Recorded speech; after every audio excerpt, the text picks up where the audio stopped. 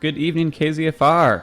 Writing on Air is made possible by the generous contributions of KZFR supporters and by Chico Performances, celebrating St. Paddy's Day with a performance by the Irish supergroup Dervish. Hailing direct from Ireland, Dervish performs authentic Irish music, complete with fiddles, flutes, accordions, and more. Catch Dervish on Saturday, March 18th, 7:30 p.m. in Laxon Auditorium. More information and tickets can be found at chicoperformances.com. Well, for those of you who don't know, this is Writing on Air, and I am Kevin, your host, with my co-host, Kylene. Hi, Kevin. How are you today? Pretty good. How are you doing? I'm doing all right. And if any of you don't remember, I'm just a co-host here with Kevin. I work at Chico State as a teacher for composition and some creative writing classes last semester. So working on my master's in creative writing. So I'm very, very happy to be here with you to get some of my students' work out here as well. So yeah, she is the brains of this show. I just do the knobs and stuff, as I've said in the past. But yeah, this is Writing on Air, and it is a show I've created that allows students to submit short stories, poetry, flash fiction, haikus, really anything within a 30-minute time limit, preferably, and get their pieces aired and kind of discussed and just get them out there, because that's the whole fun of this. I enjoy doing this, and that's really kind of all I'm looking to continue doing, is just having fun with this. So please, if you want to submit and you think the idea of the show or the show itself is cool, you can submit to me at write.onair@gmail.com. And one more time, because I always get that wrong, it's write.onair@gmail.com. And the first word, write, is like writing with a pencil. WRITE. Yes, I always get that wrong. So we'll make sure to plug that in here and there. And at the start and finish, we'll let you know again. Anyone can submit. I usually give priority to students, but it's really anyone's game. That's the whole fun of this. So please do submit and be part of the show. Tonight, I believe we have 3 pieces, is it? That is correct. We have 2 poetry and 1 prose. Ooh. Prose would be a story that is not necessarily a poem. Okay, fantastic. I think 2 of the people who've submitted have submitted before, so we have some repeat people, and then a new one, which is what we're going to open with. This one is by Alyssa. She is going to we've had a submission in the past to back up from Japan, and Alyssa is also in Japan right now too. Oh, good. So she is going to, oh man, they're going to kill me for this. I think it's Hiroshima University, I believe. So a ways over there. Anyways, this piece is untitled, and she submitted a few days ago, and we went over it, and it should be pretty good. So here we go.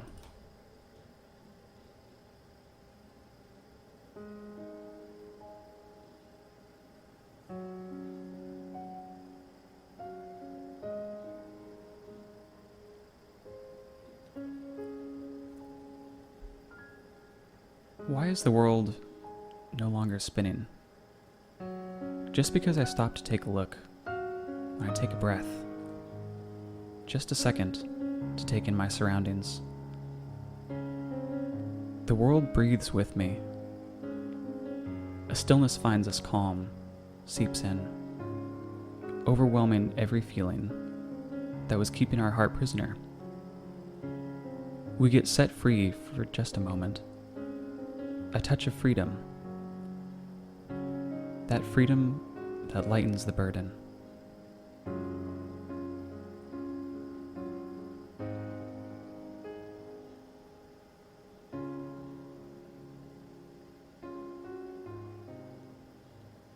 Well, that was a short one by Alyssa, and that was untitled. What did you think, Kylene? Yeah, there was kind of a lot of uniqueness going on there. In looking at the poem, I see there is no punctuation whatsoever. It starts with the capital W, as in, why is the world no longer spinning, is the first line, which could almost be its own line on its own. And then it keeps going to the next line, just because I stop to take a look. And the next line, when I take a breath. And so it keeps going. And what I'm seeing with this is you can almost take each individual line on its own as its own sentence, but without that punctuation, it leads us into that next line and kind of tumbles on itself as it keeps going. It does almost create that idea of spinning. And there's no real grounding information with this poem, which keeps us kind of open. There's no set sensory images. We don't have color. We don't have images like anything we can hold, touch, taste, feel, or smell.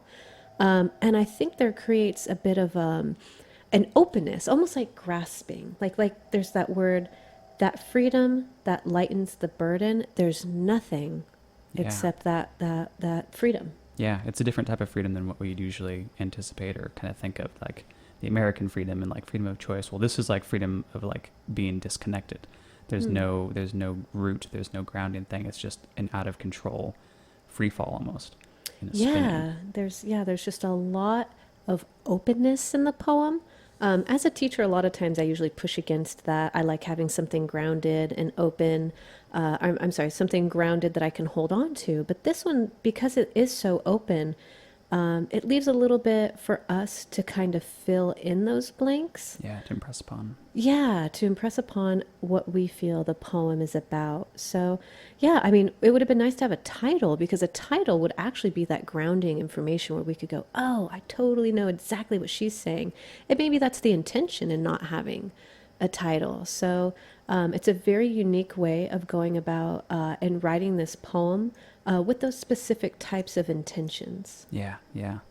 Yeah, for me, I've written a few pieces here and there, and the title is often the hardest part for It me. is the hardest part because that's the first thing we see in a poem. And a lot of times, like the poem kind of sometimes it's wrapped around that title. The title sometimes can make or break a poem. And maybe Alyssa is kind of understanding of that and afraid of taking away from the poem because of the title. I don't know. I am not a poet because, I mean, I say I don't call myself a poet. I'm a writer. But poems, there's so much that goes into them, and I respect the craft so much. I'm afraid of doing it an injustice. So when I see certain works, I can definitely appreciate ways in which someone has written their poem and see what types of ways in which they want to express themselves. And I think she does a good job in understanding, like, and breaking open this freedom. Yeah, yeah. Freedom that lightens the burden. Well, I like that piece. Thank you, Alyssa. I mean, man, that would be a great title. The freedom that lightens the burden. I don't know. That sounds really That would cool. be. Yeah. It has a nice ring to it. It does. It's got a good beat too. We're So. writing your poetry now, Alyssa. Oh, sorry. Well, thank you for submitting. We really appreciate that, and please do submit more. Yeah, absolutely. Because you guys make this show. I think our next piece is by a person named Aiden. I don't know if it's male or female. It seems like it's a what's the term for someone who submits under a different name?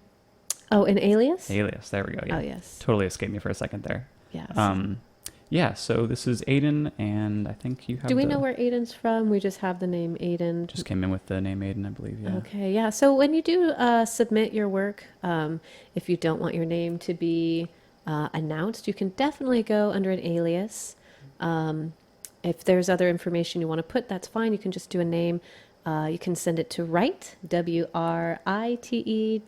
.onair@gmail.com. Yes, and we do stress that whatever you want for this poetry or for the piece, anything, it's kind of your show. So if you want things an interpretation one way or the other, please tell us and we can make that happen. Absolutely. Just no cussing or advertising. Yes, we're going to plug that a lot. I know it's going to get annoying to everyone, but this has to It's be rare. known. We haven't gotten anything inappropriate. So it's, yeah, That's lots true. of classy work coming in. Yes. Well, this is Aiden, and what is the title of this one? This is called Fine Tuning. All right. Well, here we go.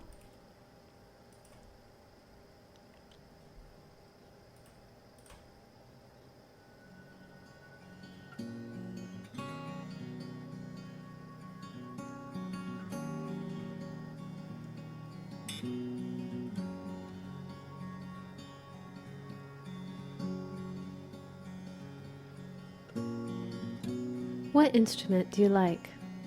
I will make a tune, one just for my friend, for you. Whatever you want to hear, I can change too, according to what you want, the music or me. Always, I play, fiddling with the basics while my fingers bleed, and I cry. No tune, but yours. Another, I agree, and strike the chord just like you. The song ended, but I still try to play, fiddling with your basics, but never fine-tuning like you. Until silence drips from my fingers and beats into me a pulse, fiddling with your basics and hollowing to echo left me an instrument. But now I play a fine tune that makes my fingers drip, a beat I made to resonate for me and you.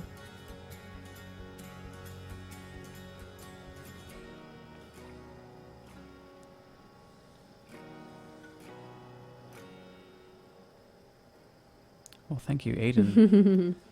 I liked that. That music went well with it for some reason. Yeah, it that kind of just yeah. Pumped with it. It did. There was something. I hear the chords of. There's this beat in this.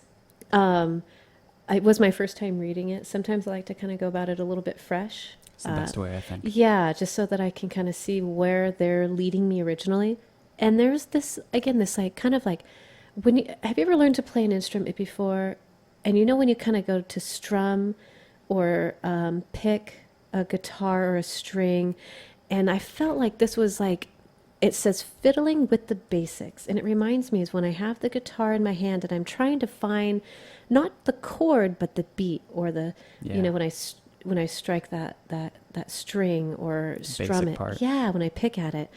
And this had that beat. It wasn't consistent, but it's like when you're learning to do something new, when you're fine tuning. I love that when you're trying to tune a guitar. Each time you do it, it's you strum it a certain way to get that certain sound that you're trying to get. Yes. And I felt this was doing that. I loved this. It was the third stanza. Always I play, fiddling with the basics while my fingers bleed. So always is its own line. I play is its own line. Fiddling with the basics while my fingers bleed. I love the beat on that. And then right at that next line it goes, and I cry. Yeah. And I usually will push against things like that, like crying or sobbing. But that kind of cry could be multiple different ways of crying. And I promise we're not getting arrested. There was definitely a cop driver by the station. I apologize for that. That was not under my control. I guess that could be a reason to cry. It could be a reason to cry. I don't know. It's now that we're totally off track because a guy went by the station. But while my fingers bleed and I cry, no tune but yours. It feels like a double meaning there. Yes, that's what I was going for before the crying of the sirens outside of the door. That was good. That was good, right? Yeah, totally planned. We work with what we can here. Yeah, and I like that idea. Like it's a cry out loud. That's the kind of cry that I heard.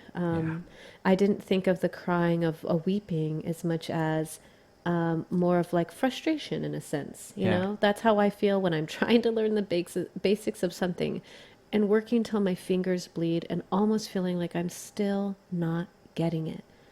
You know, and it's so weird that word fiddling, like, I'm just fiddling around till your fingers bleed. Like fiddling comes off as kind of nonchalant, but the actual reality is working much harder than that. Yeah. Much harder. It's the total foundation for pretty much everything. Yeah. And then I don't know exactly what it means in it, but at the end of every stanza, there was a pretty poignant, you, me, yours, you. And then there's a period after that one. So the first 1, 2, 3, 4, 5 stanzas, there's for you or me, yours, you, period.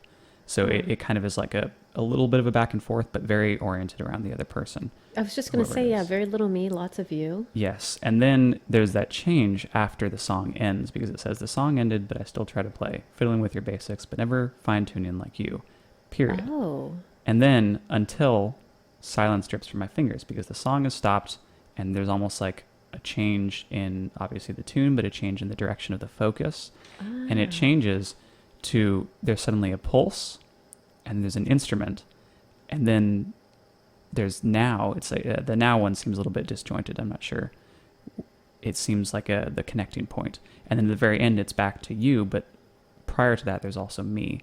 So it's like it found meaning in an extroverted format, I guess, in some sense. It's very interesting. Yeah, I like that, yeah. And beats into me a pulse, fiddling with your basics. I love that. Yeah. Hollowing to echo an instrument. I don't know, I really like those beats. Yeah. It has its own sound to it when you're reading it too. I really appreciate you reading these because you have just such a perfect cadence for it. And when we had the music going and stuff like that, it matched the beat, and it wasn't even that you were trying to match it to the beat. Yeah. It just fit well. The poem did. So Yeah. the poem itself has that beat to it. And I love that. And I don't know if authors intend to have these sorts of things, but they come up. I love this program. Yeah, as a small anecdote, I had a teacher in high school who we were reading, I think, some big newspaper industry sent out a bunch of one question to a bunch of authors, very big name authors like Ray Bradbury and stuff. And it said, when people read your works, do they always see what you want to see in it? Or is it stuff that they usually pull out that is not there? And Ray Bradbury, I believe, wrote back something to the effects of some explicitives saying, they always read things that I don't put in there. And it's so frustrating, but it was, I can't exactly express it completely. Much like William Carlos Williams, The Red Wheelbarrow. A lot of Yes. times people want to read a lot more into that, and I don't believe there's much more to it Yes. than what it is. And Yeah. there's a beauty and simplicity, but you never know. Yeah. That's the beauty of being a reader to works. It's like the this. shared creativity, because there's the creation and then there's the interpretation, and both of those can be seen in just many different facets. So Yep. thank you, Aiden. That was fine tuning. And I believe we have one more. This is from a friend of mine down in Southern California, Brandon Melrose. This one is called Dreams.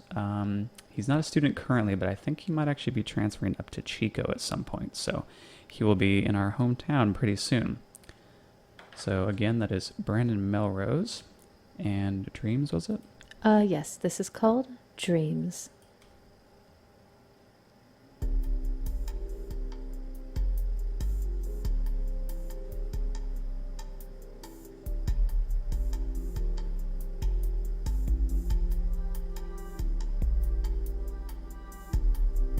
The night was cold and refreshing, with those brilliant lights hanging in the sky, heralded by their pale steward, sitting lustrous in its place of prominence. The road before me was cluttered with the broken and the rejected, most of them older and drained of the light they once held close to their hearts. If these are all that is left, where will this world go? I mused. Walking down the road, I see their faces scattered about, sunken and shallow. People without passion or focus. They let go of the one thing that lights the world, and in turn they grew dark. They are beyond help now. Then something caught my eye, a small pale glimmer, a rare light in the dark not yet gone. I walked quickly over to see a small boy crying, clutching a frame to his chest. "What's wrong?" I asked, quiet and low. "It doesn't matter," he sniffled. "What doesn't matter?" I replied. "They say I can't fly," he says, pointing to the others around him. I reached my hand out slowly with a small smirk. "Maybe I can see your dream, your light," I ask. He shows me the small battered frame that he had been clutching. In it is a silhouette of a boy among the clouds, hands outstretched and eyes towards heaven. I chuckle and the boy scrunched his face. "It's not funny," he tells me, and that precious light gets just a bit brighter. "I know. I find it funny that people doubt you," I reply. He quiets down and looks at me like I am not quite right. "You want to fly? Then pursue that. Hold on to it," I tell him as I reach up to the sky. I wrap my hand around the cool, pale light of the moon and gently pull it down to earth. As I let the soft, glowing eggshell rest in the palm of my hand as I kneel down to show him its soft glow. Dreams are precious things. They push us to be great. They make us look like fools and act like heroes. They are the light of the world. I say, and then toss the soft light back into the sky to rejoin its brethren. Hold on to that light, boy, and show the world that we can fly. Show them the power that dreams hold. I say this much and no more. Turning away, I walk down the road with the small boy waving goodbye, and I am overjoyed to see the length of my shadow as it stretches to the horizon.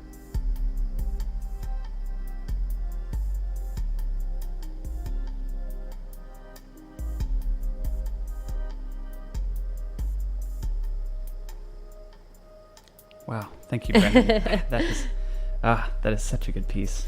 You know, so there's an argument about magical realism Hmm. and what is considered magical realism and what isn't. And I have a tough one with that, but I do want to call a little bit of this that magical realism of reaching up to the moon and bringing it down, bringing that glow down to this boy and putting it back up, being able to do a thing that in reality we wouldn't do, but it is so matter of fact. Yeah. You know what I mean? So that idea that you could do a thing that in our existence here, where you and I sit, we would not be able to, but in the story, it's an everyday ability. Yeah. And I mean, even the whole thing, it says dreams, and then it's talking like a dream within a dream almost. Yes, Like that was the whole, exactly, right? The whole point there. Like this kid is dreaming about this, and then someone in the dream is telling them like, well, have faith in yourself. The best part in that I really latched onto when I read it, because it stood out to me, was, let me see if I can find it. He shows me the small battered frame that he had been clutching. In it is the silhouette of a boy among the clouds, hands outstretched and eyes towards heaven. I chuckle, and the boy scrunched his face. It's not funny, he yells at me, and the precious light gets just a little bit brighter. I know. I find it funny that people doubt you. That right there. Yes. That's the whole context of this entire, well, maybe not the entire thing, but I would say there's a large portion of it that can be pulled from that I second totally guessing a dream. And sometimes it just having that other person there to go, no, like that's funny that you're doubting, and just seeing that in that different glint. It's not necessarily making fun of them. It's just like, no, you're so astounding. You can do whatever you want. And the fact that people are just not even recognizing that's what's funny. And it changes at that point. He looks quietly down at me like I'm not quite right. That's an internalization. Wow, why would you say that? But you want, yeah. I'm sorry. It's just No, so, this is it's great, so please. good. I love this so much. Yeah. I really did love, there was just such the smoothness about everything too. Like, you know, this guy who doesn't know this child, but they have this interaction, like they know each other. Yes. That there's something about that beauty of, you know, it was almost as if, and I could be reading into this, the idea of he talking to himself as a small child, because he's looking at a frame, which could be a picture. So like you were saying, a story within a story, looking into that. Yes. Or a dream on a dream. And even as like in looking back to yourself, like a lot of times, man, I'm stumbling over my words here. It's just, it's so good. These pieces are so good. It's a lot of times the case where sometimes you have to go down those really interesting dreamlike rabbit holes to find where the Yes. root of that insecurity is, or that problem, or that Yes. issue, or whatever. And then from there, it's not a matter of being like, just do away with it. You have to kind of talk it out to yourself and be like, why is this affecting me so much, and how does it work? And then the second it's kind of challenged and looked at, everything is different. The entire perspective changed. As I let the soft glowing eggshell, like everything kind of become precious. Dreams are precious things. They push us to be great. There was an entire shift of attitude from this negative, just like, I just don't get it. What's wrong? I asked quiet and low. It doesn't matter. He sniffled. Like there's just this depression, and then that slight change in perspective, just from an outside perspective or an outside glance or force or entity, just changing that a little bit. Everything is different. Everything, the entire dream. It gives back power to the dream. It gives back power to dreaming the dream, which is a big one, because that's usually where our motivations come from. There's just this huge transformation that you see, and it's so good. It's such a good piece. Thank you for submitting, Brandon. Yeah, we rarely get prose in here, especially something so short. But that's what I love about the different ways in which people want to show. This is such a small little piece of this moment, which could, I just assume, be so much bigger. And I like that everything was kind of put It's just really well done. Yeah, I don't know yeah. how to say it other than that simple. Yeah, and I wanted to add on too. I'm still ranting about this piece. The entire poem had kind of a glimmer to it. There was a lot of brilliant lights, lustrous. I can't find that word, but there's lustrous in its place of prominence. It was like a higher kind of dream state, and so just reinforcing what I said earlier, it kind of all felt like a dream. Yes. Just how you can add that perspective to it, for the depth, is very brilliant. And it's funny if we're talking about a self looking at a self who's looking at a self. You know, the idea of I'd lasso the moon for you. Yeah. Yes. And here, this person, if we're going to forgive us, Brandon, if we're going way too far on this, if this was supposed to be a little red wheelbarrow sort of story, I'm going to assume not. The idea that this person loves themselves or wishes someone had loved themselves as a child or loves Yes. themselves now so much that they would literally lasso the moon, bring it to you, show you that you could do anything in this world. If only someone had told me when I was younger, I could do anything in this world.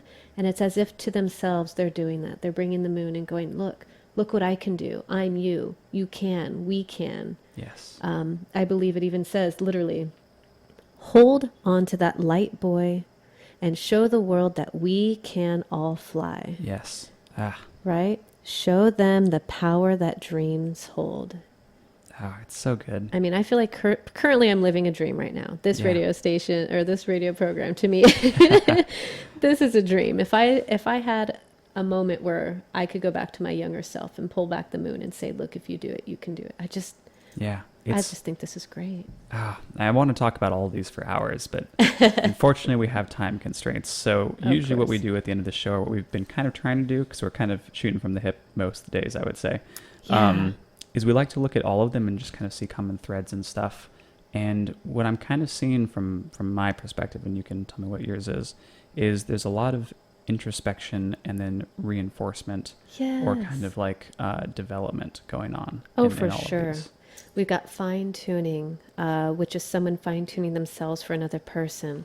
We have dreams where somebody is going back to their old self, their younger self, and saying, you know, you can do it. Yeah. And then we have one that's trying to help us, you know, themselves understand the freedom of just purely existing. Or trying to find the connection. Or They just yeah. feel so just not connected. There's that freedom there, but it's not I can't think of the word for it. It's too disorienting almost to kind of Yeah. grasp. There's like the confusion of this, of trying to figure out oneself, and there's the necessary reinforcement that it takes sometimes to help figure out oneself. And then it's the things that you try to figure out while trying to figure out yourself. Like how do I relate to other people? Should I relate to other people? Should I do what other people want me to do? There's all these different dynamics going on, but they're really that common theme of, I just want to figure this out, and so I can start moving forward, because all of these have a progression, have a movement towards them. There's the spinning and falling. There is the walking down the road after it's all been resolved, and then there's the beat, kind of the progression of a music, of a pulse, of a heart almost. They're just these pieces are so good.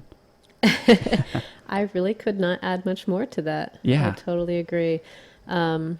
I imagine for some reason with the Untitled one with Alyssa, the concept of infinity, this idea that maybe the problem with grasping onto something is the inability to understand that maybe everything is infinite. Yes. You know, and yes, it keeps going and it keeps spinning and out of control or freedom. I don't know. To me, I just imagine that inability to grasp where do we lie in this world of infinite, you know, everything being infinite. Where do we lie on the spectrum? Are we in the middle? But what's the middle if everything is infinite and it goes on forever? Yes. There is no middle. Where do we exist? Yeah. So Well, man, I'm so sorry, Alyssa, that I read way too much into that poem.